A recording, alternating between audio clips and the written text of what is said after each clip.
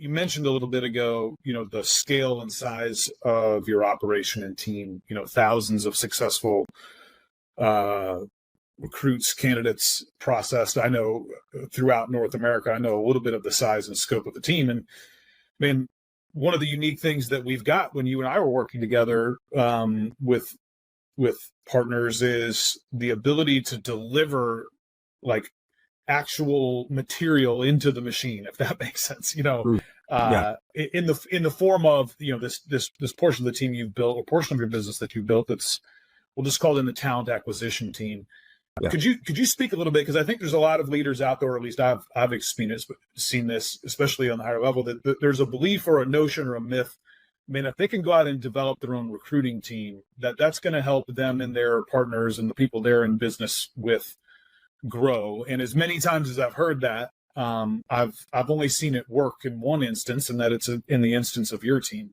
So could you speak a little bit about the complexities and challenges of building that front end team a bit, and how that's evolved over the last 4 years, and also share a little bit of obviously not your guys' secret sauce, but just speak a little bit to what are the complexities, challenges, and difficulties in getting that piece of the team built. Share some there. Yeah. So, great question. I mean, one of the biggest challenges is that recruiting in our industry has, which by the way, as you've probably heard before, in the challenge is the opportunity, and the problem is the opportunity. So the problem in typical recruiting and generating conversations is that a number of companies have thrown a bunch of money over a number of years at really ineffective, if not destructive, degenerative kind of strategies. So, let me hire third-party dialers offshore that I'm paying a few bucks an hour to, and just hammer people over and over again. When I get someone on the phone who I have no idea who they are, I'm going to do a timeshare pitch, is what we call it. I'm gonna get a hold of them, and I'm just gonna talk at them for 30 minutes to an hour, and I'm gonna tell them how we are the next shiniest object, and because we're slightly shinier than where you're at, you should join us. And so the person leaves feeling like, wow, dude, I just got waterboarded with this person just talking at me. And they don't even know who I am. None of that stuff matters. I just wasted an hour of my time. And it creates an unrewarding experience for someone. So the biggest challenge that we have is when we're reaching out, you've got to be able to break through that barrier of initial belief of, oh, this is like that. Yeah, sure, I'm going to agree to this call and get pitched at. I'm going to for an hour, I'm going to get chased, and there's not any value in this thing. It's a cookie cutter kind of approach. So what we have to be able to do with our team is we have to be able to teach them the and strangely as this sounds, this skill of authenticity, real meeting real. Get out of role play, show up, be a real human in this conversation. Then, of course, we teach a lot of scripting, objection handling, and so someone has to be sharp enough to be able to memorize those things, and not just memorize them, but understand what the real underlying objection is and how we're addressing it. But that skill is only important once we have taught that talent acquisition specialist how to build rapport within the first 3 seconds of the conversation when it's a cold outbound. Once you've got that foundation of rapport, how do you build on it? We have to teach them, how do you speak in such a way with such authenticity that it compels the other person to respond, that they resonate with what it is that you're sharing, and their resonance says, yes, yeah, man, I'm open to that. I want more of this. This is real meeting real.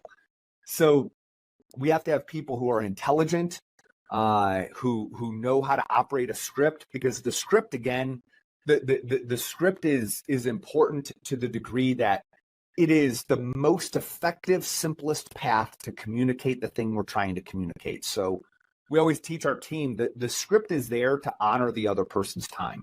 When you start adding words and adding things into this, we're dishonoring their time. We have the most effective, simplest path. Use that.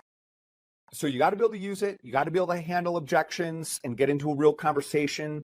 But in order to do that, you've got to build this, what is for most a really elusive skill of being able to show up authentically, gain rapport within that first 3 seconds, build on it, and then start to build resonance with that other person. If you have those two things, then you add in skill with scripting, and that's how we get the results that we get. And it's a daily, and the reality is every person on our team is full-time, highly paid in the US. They're every single person is someone. Our rule of thumb is that our absolute, not rule of thumb, our absolute standard criteria is that I would have to be proud of that person reaching out on my behalf in my name to create a conversation for me, blocking my time on my calendar. And I would have to trust them with all of those things. If I don't trust them with that for me, I'm not going to assign them to you in your campaign. Okay, so these are people who we're proud of. And then we train them for about an hour a day, every single day, on this one conversation that you have that opens up the conversation with the candidate who you want to be in relationship with, open up a conversation with. And this is the only conversation they do all day, every day. We don't do full, this talent acquisition team doesn't do full cycle. They focus just on this one conversation and getting that right over and over and over again. And we have, lots of people on our team who've been there 3-4 years now, just working on this one thing. And you get pretty good at it. I mean, it's such a, I'm laughing because it's funny because, man, in somebody's mind, I'm going to get a list and I'm going to hire somebody to make calls. Yeah. And it's, man, the divide between that and what works. And I know any number of the things you just provided in your response, if we double clicked on, like just for example, man, you think about that one thing that you guys do at the front end of the cycle. Man, how many, and you talk about skill for that, but also process and scripting, right? Like how many touch points or process points are there in that one thing at this point to get it right and do it well? How many details have been tested and tried? And I mean, could you speak to that? I know somewhat having been around the last 4 years, but like double click there. How much is there in that one thing that has to be done? How could that possibly take an hour a day, every day for years and years to train? Yes. I mean, so much. So think about it. I'll share with you another story. We had the privilege of being at a client event and meeting Evander Holyfield, and here's a guy, he's Olympic athlete, gold medalist, champion boxer. And people were asking him questions around success. What does it take to succeed? And he was like, man, I, every day I trained no matter what. So whether I felt like it, I ran, I hit the bags, I trained. Whether if I felt like it, didn't feel like it, if it was raining, if it was cold, if I was sick, didn't matter. I got out there, I hit the bags, I trained. And in boxing, there's only so many moves that you have, right? You can't hit from the back, you can't tackle the person, you're not doing submissions, you're pretty much squaring off.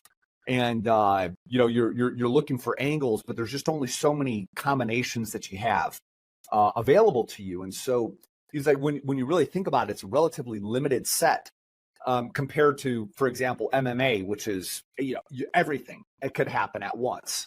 And so because it's this limited set, I was able to focus on that and become good at it.